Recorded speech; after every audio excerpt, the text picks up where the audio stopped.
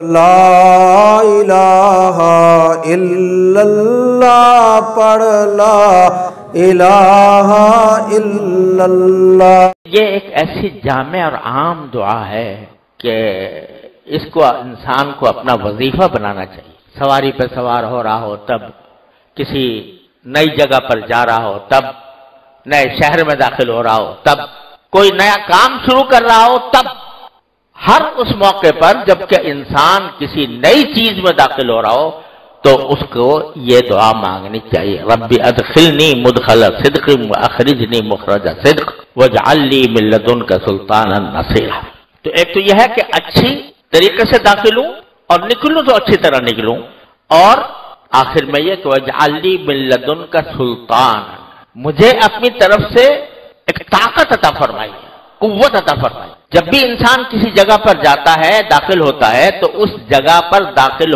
ہو کر فائدہ اٹھانے کے لیے کسی طاقت کی ضرورت ہوتی، کوئی طاقت چاہیے۔ آپ فرض کرو کہ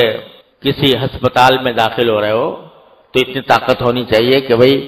وہاں تک پہنچ جاؤ، اتنے پیسے ہونے چاہیے کہ اس کی ادائیگی کر دو، ڈاکٹر تک تمہاری رسائی ہو جائے۔ طاقت ہونی چاہیے، ہر چیز میں طاقت کی ضرورت ہے، لیکن کوئی طاقت اس وقت تک کارآمد نہیں ہوتی جب تک کہ اللہ جل جلالہ کی مدد اس کے ساتھ شامل نہ ہو۔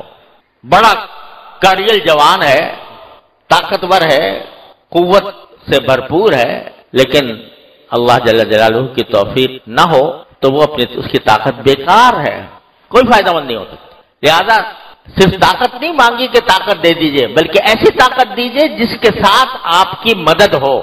یہ سکھا دیا اس میں، اللہ تعالیٰ نے یہ سکھا دیا کہ کبھی بھی اپنی طاقت پر اکڑو نہیں۔ وہ طاقت تمہاری جسمانی طاقت ہو، ذہنی طاقت ہو، علمی طاقت ہو،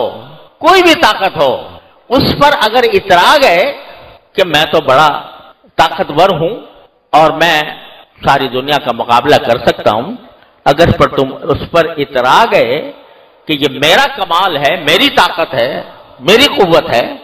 تو وہ قوت اور طاقت سب ہوا ہو جائے گی، اس وقت تک کارآمد نہیں جب تک کہ اللہ جل جلالہ کی مدد نہ ہو۔